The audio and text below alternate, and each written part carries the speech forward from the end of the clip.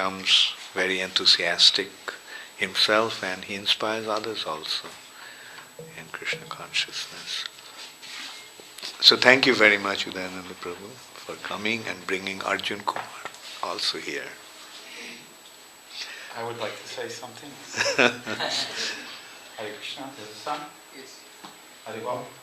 Okay. First of all, I want to tell Maharaj, he's very kind to me.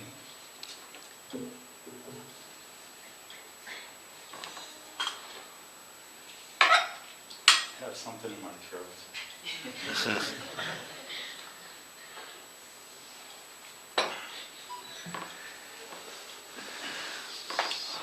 First of all, I am not Maharaj's senior godbrother. He is my senior godbrother, obviously. Krishna arranged for Bhakti Churu Swami to meet Srila Prabhupada in 1977, January, I believe.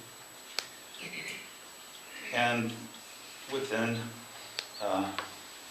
2 weeks, Srila Prabhupada initiated him, first and second initiation. 2 months, not 2 weeks. 2 weeks. Then, 2 weeks after that... No, again.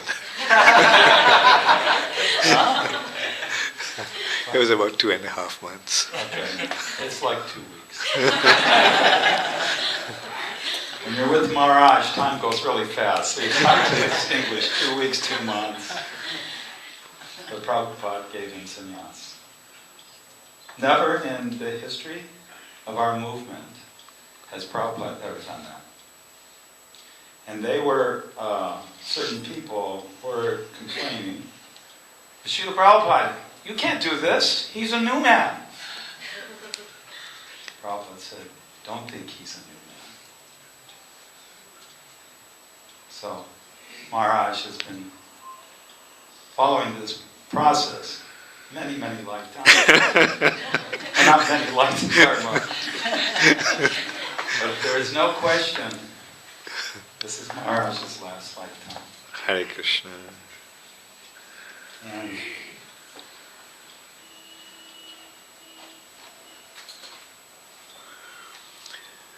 trying to compose myself. Maharaj. Hare Krishna. Hare Krishna. So, Maharaj,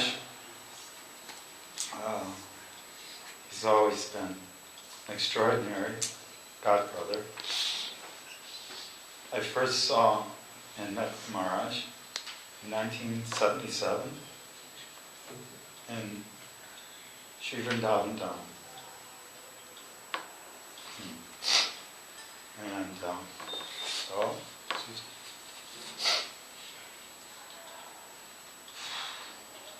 I had the great fortune of being in Vrindavan in October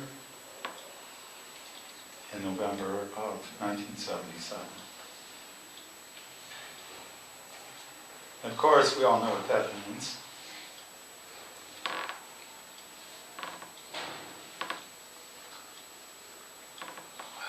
Please forgive me. I want to say this. So, I went into Srila Prabhupada's room, and there was so many devotees around serving Srila Prabhupada very intimately. Prabhupada had not been for 6 months.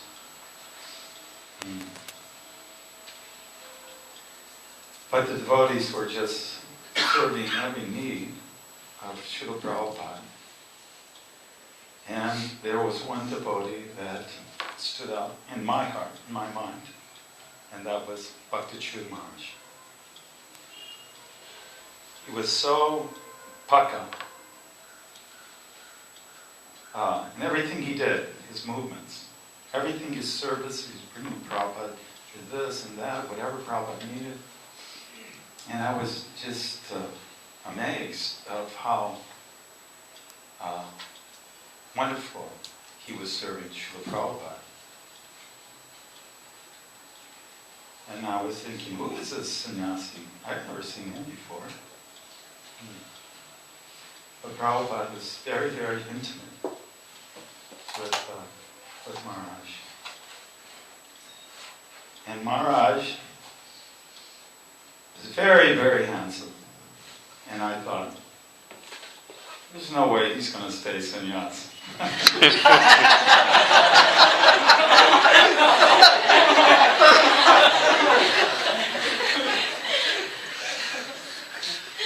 And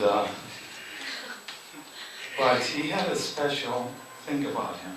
And look at this temple. This is a reflection of Maharaj's consciousness. Huh? So perfect. This is such an offering to the Prabhupada. This is what Prabhupada wanted us to do. And Maharaj has done it perfectly. I told my son, I feel like we've just gone to Vaikuntha. We're in the spiritual sky. So, sometimes Maharaj would go up to Srila Prabhupada. And Prabhupada, normally would speak English, but when he was with Maharaj, he'd speak Bengali. And I remember on more than one occasion, Prabhupada would say something, and when Prabhupada told a joke, it was just sheer ecstasy, just perfect happiness. And I would see Maharaj start laughing, and Prabhupada start laughing. And I was so envious. Because I didn't know Bengali. But I took note. This sannyasi so nicely serving Srila Prabhupada.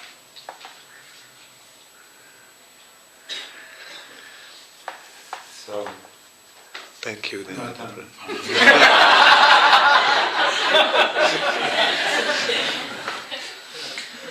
So,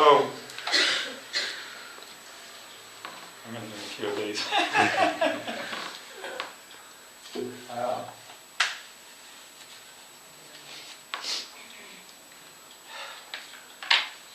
So, we lost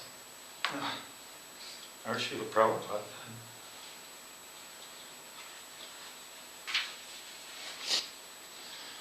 And Maharaj is so fortunate to place Srila Prabhupada.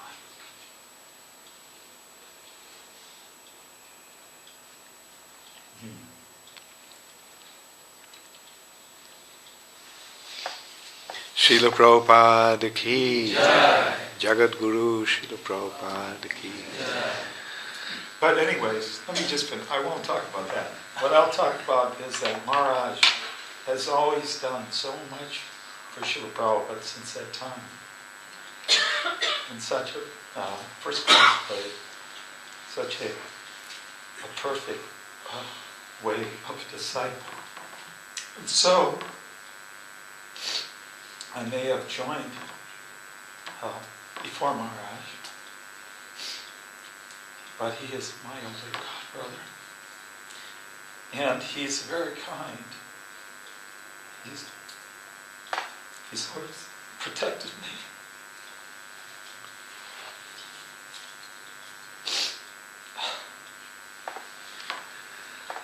Hare Krishna. Hare Krishna. Jaya Radha Madhava Kunja Bihari. Jaya Radha Madhava Kunja Bihari. Jaya Radha Madhava Kunja Bihari. Jaya Radha Madhava Kunja Bihari. Gopijana Vallabha Girivaradhari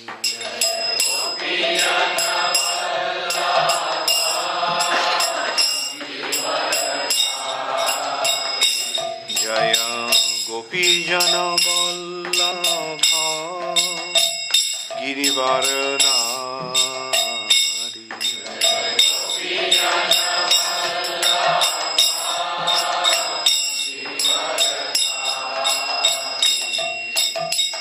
Jashodanandana Brajajana Ranjana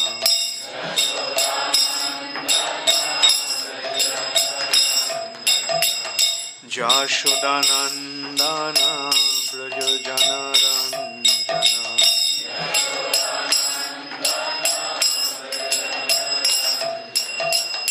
Jamuna Tira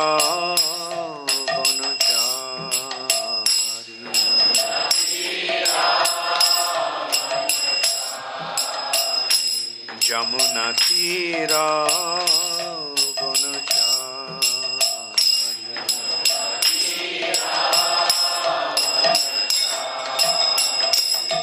Jaya Radha Madhava Kunja Bihari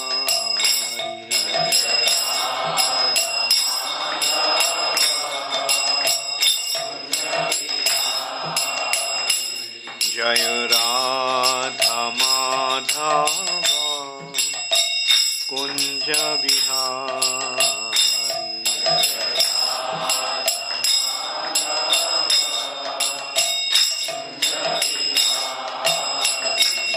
Jaya Radha Madhava Kunja Bihari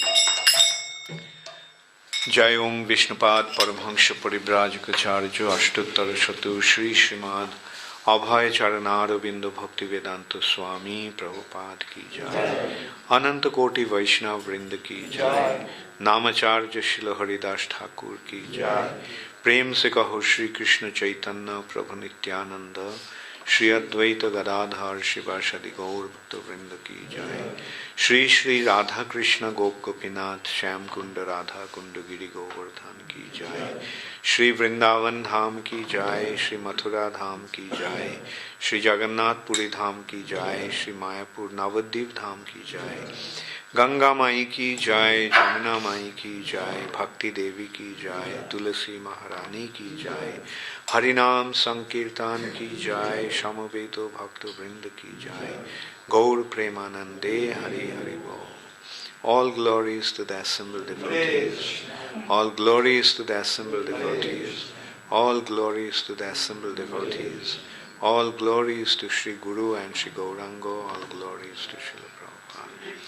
Namo Vishnupadaya Krishna Prishtaya Bhutale Srimate Bhakti Vedanta Swami Niti Namine Namaste Saraswati Deve Gauravani Pracharine Nirvishesha Shunnavadi Paschatad Shutarine Srila Prabhupada Ki Jai. So, I just read the book and the purport, then you give the class, and at the end maybe I will speak 5 to 10 minutes. Okay. That's when we can give a joint class. Okay. And we'll end at 1:45. Some self-class. So you'll get about 15-20 minutes. So today we'll give a joint class, Udayananda Prabhu and I. So, Hare Krishna. Om Namo Bhagavate Vasudevaya. Om Namo Bhagavate Vasudevaya.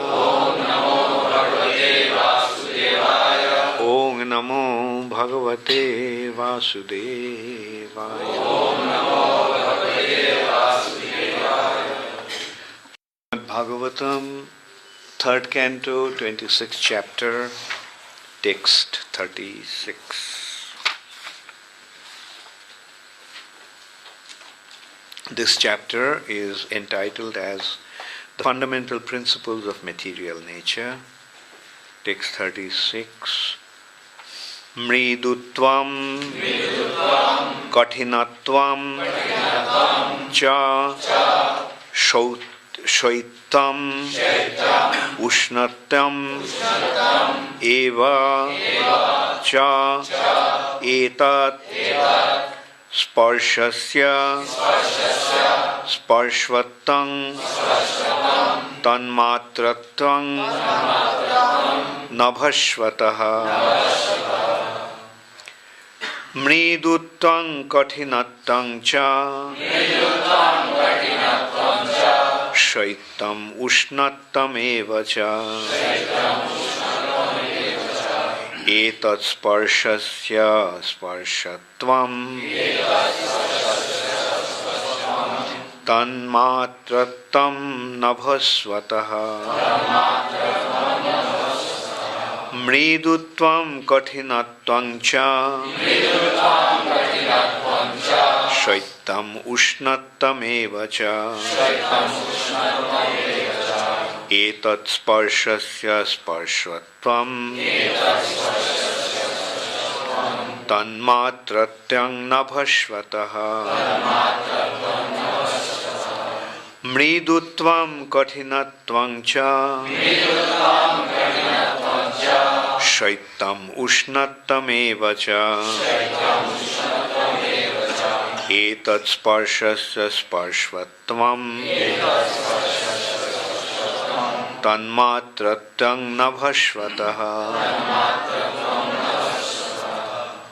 Mridutvam softness, Kathinatvam hardness, Cha and Shaitam cold, Ushnatvam heat, Eva also, Cha and Etat this, Sparshasya of the subtle element touch, Sparshatam the distinguishing attributes, Tatmatratam the subtle form, Navashvataha of air. Translation by His Divine Grace, Srila Prabhupada. Softness and hardness and cold and heat are the distinguishing attributes of touch, which is characterized as the subtle form of air. Please repeat. Softness and hardness, and cold and heat, are the distinguishing attributes of touch, which is characterized as the subtle form of air. Purport by Srila Prabhupada. Tangibility is the proof of form. In actuality, objects are perceived in two different ways. They are either soft or hard, cold or heat, etc. This tangible action of the tactile sense is the result of the evolution of air, which is produced from the sky. So I'll request Hridayananda Prabhu to elaborate and just give a class on your.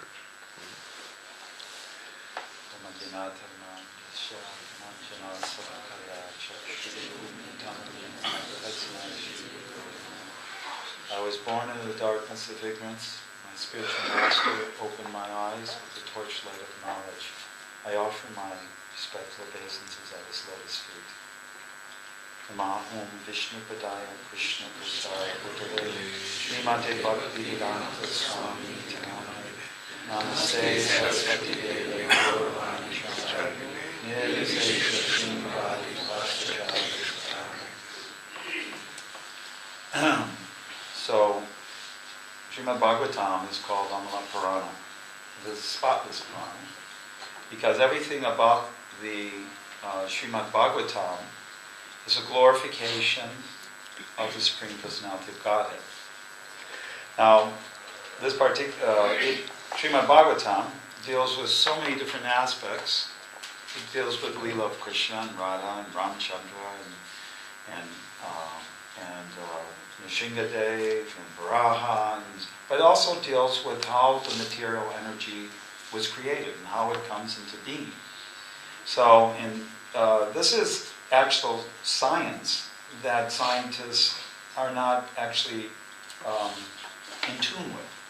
And as this entire chapter, the Fundamental Principles of Material Nature, it explains how the subtle aspects of life come into being. Not just the gross aspects, things you can touch, but the subtle things that you can't touch. Ether, for example. Like, you can't see radio waves, but they exist. So this particular chapter and this particular verse tells you how things evolve. It starts first with sound, and the first sound was tapa. So that sound vibration then produces everything else. Interesting enough that Lord Brahma, who is the creator of heaven and earth, as the Christians would know him, he also had to perform austerities. It was, even though he was a completely qualified living entity, living being, the first thing Krishna said, tapa. And so, upon hearing that instruction, Krishna is actually Brahma's guru. Krishna is actually everyone's guru. The guru represents the word of Krishna. And Krishna spoke to his disciple, Brahma, one word. And then from that, each acharya expanded, right? And so that's why it's said that when the spiritual master elaborates the words of the Lord, it is just like a parrot hitting its beak on a mango, making it sweeter and sweeter. So from that one word, Lord Brahma immediately went into severe austerities and meditation for 100 celestial years. So Prabhupada, I was listening to one tape, and Prabhupada said, we cannot imagine the austerities of Brahmaji. He said, but in order to understand God, to actually become realized and to know who you are and what is God and what is your relationship, austerity must be there. So Krishna is giving us the regulative principles of freedom. And you may not like these principles, but they're there, just as Brahma had to perform for your purification. And if you give them up, conversely, you will never become pure. So the more one adheres to those principles, and you can do it on a gross level, just by abstaining from illicit sex, intoxication, meat-eating, gambling, but maintain desires in the heart. These desires in the heart are seeds that will actually produce plants that will encompass the Bhakti Lata beach and then overwhelm the beach. And then when the beach becomes overwhelmed, then the plant of devotion stops to grow. And Prabhupada says in the Bhakti Rasamrita Sindhu, Nectar Devotion, that the beach must grow through this universe. It must penetrate the eightfold material covering. It must go beyond the Brahma Jyoti and past the Vaikuntha planets, all the way to Goloka Vrindavan, and then it rests and takes shelter under the lotus feet of Krishna. Now that's a long ways to go. So you must always be pulling these weeds. And so there is the gross principles of the regulative of no illicit sex, no gambling, no intoxication, no meat eating. And then there's subtle principles of profit, adoration, and distinction. Those are also regulative principles that we must root out. Those desires for some kind of praise or some kind of position or accumulate, want to enjoy that enjoying mentality, to enjoy even devotional service, has to be rooted out, because those can also stifle the growth of the Bhakti Lata Beach. So in here, Prabhupada says, soft, hard, cold, hot, matra sparshas tukantiya, sitasna sukatukata, agamapainos, nichas, tamstatichas, vaparata. That the non-permitted appearance of happiness and distress and the disappearance in due course are like the appearance and disappearance of the summer and winter season. One must learn to tolerate them without being disturbed. They rise from sense perception, and one must learn to tolerate them. So, we just came from Kolkata, and it was very warm. And now we're here, and it's very cold. But the devotee, he simply carries on the service, no matter what the situation is. And it's in that way, by practicing the mind, with the distractions of the pains and pleasures, those things that attract us and those things that repulse us, all of that has to be transcended. All of those have to be tolerated. As I said earlier, and I do want to apologize for that display. I've never done that in my life. Cried in front of all the devotees. But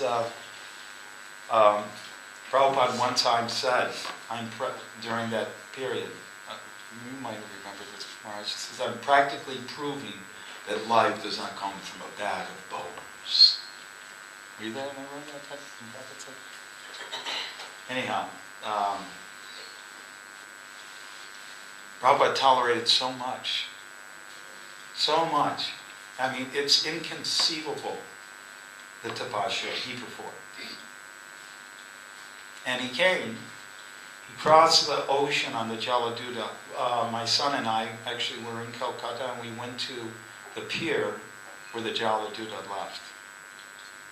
And there was a boat that looked similar to it. And that was scary looking boat. And my son said, would you get on that and cross the ocean? I said, no way! But Prabhupada did. He got on that boat, and he had 2 heart attacks before he even got here. And then when the boat arrived in Boston, Prabhupada came down the gangplank, and he said, I didn't even know whether to turn left or right. So, no one wants to be alone, right? No one likes loneliness. That's why we're here. That's why we have Sangha. No one wants to be alone. And when people get older, they really don't want to be alone. But most often people put them in old homes, old folks' home, that sort of thing. When Prabhupada, of course, Prabhupada was coming from Sri Vrindavan Dham. He was coming from the spiritual sky. He was coming from the most exalted place in the universe, going to the most hellish place. And no one to greet him. He didn't know whether to turn left or to turn right. So he tolerated, he then, of course, went to Butler, and after Butler came back to New York and lived in the Bowery. And how many people have been to New York City?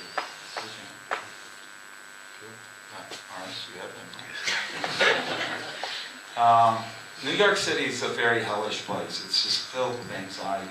Even if you're an American. If you're not American, I can't even imagine. It's so intimidating, isn't it? People are yelling at you and screaming and this. And the Bowery is the most hellish place of New York City. It's the most hellish of hellish place. And in that place, Srila Prabhupada was staying with one boy in his apartment. And this boy was a drug addict. And one time, he became so crazed, he actually attacked Prabhupada. And he tried to kill Prabhupada. Actually, Mukunda Maharaj's wife was, because Prabhupada escaped and went to Mukunda Maharaj's house, right? That's where Prabhupada left. And it wasn't just attacked, he actually said he was trying to kill me. Radhanath Swami told me that. So,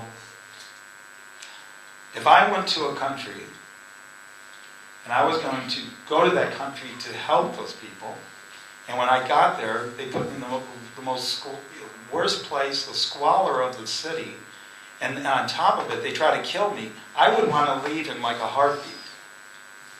Why would I want to stay and help these people that want to kill me? But Prabhupada, he didn't leave. He said, now we have to find another place. He never wanted. This is the austerity. He was in this hellish place. He was being attacked. His life, he was at risk. And yet, he pushed on. To save who? People he didn't even know. He came to save people he came to save me and you. And then later on, Umapati told me that Prabhupada was at 26 Avenue and he was having his programs and he was chanting vigorously and he'd cook the whole feast and then he would feed all the devotees and then Prabhupada would clean the floor and wash the pots. This is the spiritual master of the universe, washing the pots for a bunch of militias. One day, Prabhupada was having a program, and that boy that tried to kill Prabhupada showed up at the program.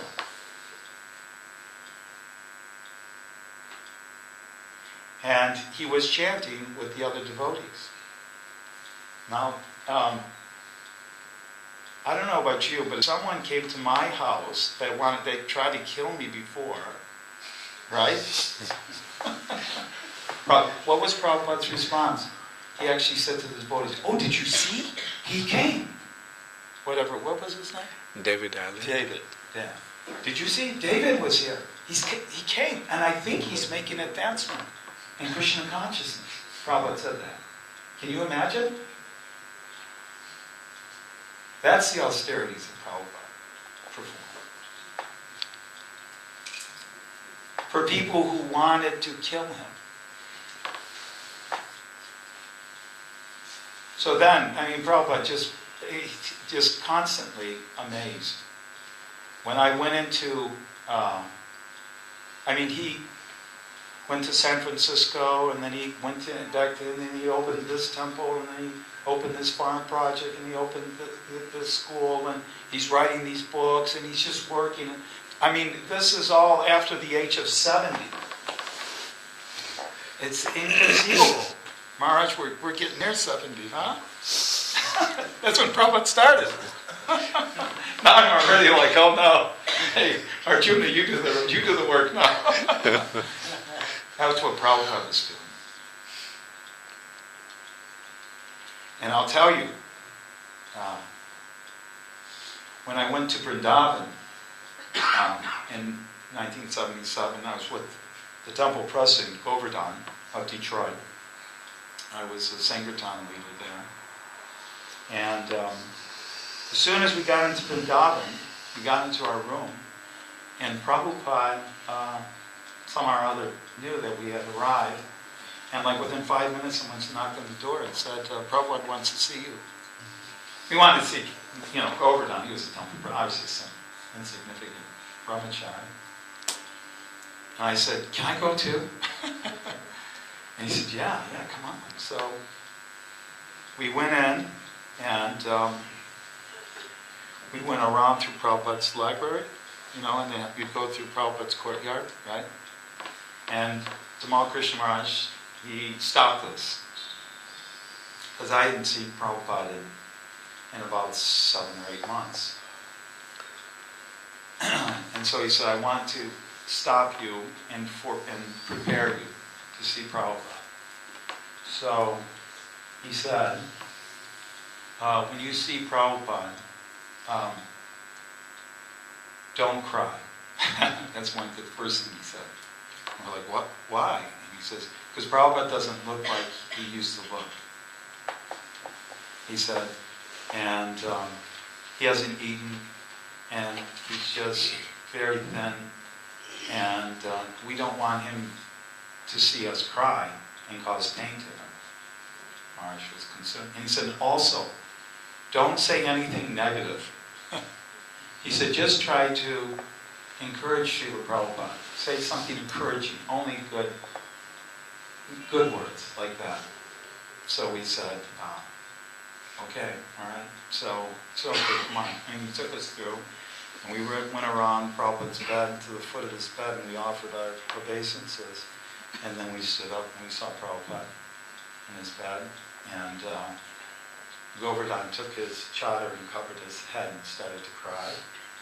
He was weeping like that, and Prabhupada was losing his eyesight. He couldn't even see to the end of the bed. And he said, oh, but he was smiling. And he said, oh, who is this? They said, oh, it's Govardhan and Udayananda from Detroit, Srila Prabhupada. And Prabhupada said, oh, are you happy? Are you comfortable? Is everything all right? Is your room nice in Krishna Balaram Mandir? And have you got prasadam? And Prabhupada was totally emaciated. He hadn't eaten, but he's worried about whether I got prasadam. Okay? So then he said, and how are the devotees in Detroit? How is Lekishavanti and Ambarish? Are they happy? Are they getting prasadam? Are they happy in Krishna consciousness? Are they chanting? Meantime, Govardhan is crying. So I said, yes, Srila Prabhupada. Oh, our arrangements are so wonderful here. And I tried to be encouraging Prabhupada. And then he said, and are the devotees happy? Are they getting prasadam? And are they happy in Krishna consciousness? And how is the temple? We've gotten Devasadan temple, Fisher Mansion. And the neighborhood was kind of a tough neighborhood. Prabhupada said, try to change the neighborhood. But all he was doing is he wasn't like if a person is that sick, at least they think, oh, just look at me. Look at my suffering. Woe is me. Woe is me. He had like zero interest in himself. And he was just concerned for the welfare of the devotees. And I was trying to who is this person? Who is this person? My mind could not wrap around it. He just cared for others. So, later on, at one point, we were, different devotees were actually serving Prabhupada. They were like massaging, one devotee would massage one arm like that, and someone would sit on the other arm, very much. And then they would massage someone's, Prabhupada's head, and someone else would massage their feet. And one time Prabhupada said, please forgive me. Please forgive me for taking up your time. Please forgive me for taking all this service.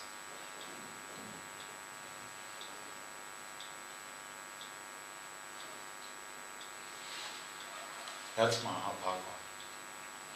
That's Bhagavatam. stanza. So we are very fortunate. Prabhupada came and he performed the miracle of ISKCON. This movement is a miracle. We're all suffering in hell, this planet, in Kali Yuga. Although it is middle planetary system, it has become so hellish. People are like animals. And they have such strong propaganda for sense gratification. But Srila Prabhupada is an emissary from Goloka Vrindavan, sent by Krishna. And he performed this wonderful service of ISKCON, of how all of us can get out of this material world. He gave everything to save us. And our debt, there's no limit to our debt. I had a realization in Calcutta, because the devotees were also very nice to me there. And I was thinking, who else would care for an old 57-year-old fat American? But Prabhupada, he created this beautiful society. He created the spiritual world. Prabhupada says we don't live in New York. We don't live in London. We don't live in Ujjain. We live in the temple. And the temple is Goloka Vrindavan. We live in the spiritual time. So Prabhupada said, on another occasion, I was there for about 2.5 weeks, and he said, I've given you this big, big movement, this big, big ISKCON movement. If you can, I request, please expand it. Push on. Give it to others. At least maintain it. He said, don't let it decrease. And he said, cooperate. And then he started to cry. And that was the single most painful moment of my life, to see Srila Prabhupada cry. So, I humbly request all the devotees here not to make Prabhupada cry. Don't leave this movement. Give your life to Srila Prabhupada's service. Actually, this is all of our service, even this Ujjain. This is Prabhupada's service. It's not Maharaj's service. It's Prabhupada. But Maharaj is Prabhupada's very intimate associate. He's serving Prabhupada. You help Maharaj serve Prabhupada. This is the offering that Prabhupada gives to the lotus feet of Krishna. This is Prabhupada's service. This is his seva. This is his legacy. This is ISKCON movement. It is pure devotional service. You are so fortunate. Don't think you have, anything's been taken from you. That you have lost even one moment, one iota, one farthing by giving it to this service of Srila Prabhupada. Because this service, Bhaktyamam avijanati yavanyaschasmi tattata, only by devotional service, Krishna says, only by devotional service can you understand me as I am. And when you become fully conscious of me through such devotional service, you can enter into the kingdom of God. Fully conscious means you become a pure devotee. We're not pure devotees, but Prabhupada is. And so when you do service, this is Prabhupada's service. You are engaged in pure devotional service. And therefore, while you stay in this ashram, while you stay in ISKCON, while you stay in the service of all the devotees, not only Maharaj, but all your God brothers and God sisters, you serve them, you are in devotional service, and there is no way that you're going to stay in this world, but you will go back home, back to Godhead in this very lifetime. So conversely, if you leave, first of all, if you leave Krishna consciousness and decrease, it makes Prabhupada sad, it makes him cry. But if you stay and you push on and you expand this movement, you will make Prabhupada very, very happy. Thank you very much. Hare Krishna. Hare Krishna. Thank you very much, Udayananda Prabhu. Like you so wonderfully brought Srila Prabhupada into our mind, into our hearts, and it's very nice that you reminded us about the purpose of Srila Prabhupada's appearance and how wonderfully he benefited everybody. Actually, Srila Prabhupada's contribution is not limited to some individuals who joined Srila Prabhupada, but Prabhupada's coming here benefited the entire world. People may not recognize that, people may not understand that, but that is how it is. Like just when Sri Chaitanya Mahaprabhu came, the entire world benefited, although there was no direct communication. Like we can see, when Chaitanya Mahaprabhu was here, in Europe, Renaissance was taking place. And soon after that, Columbus went to America.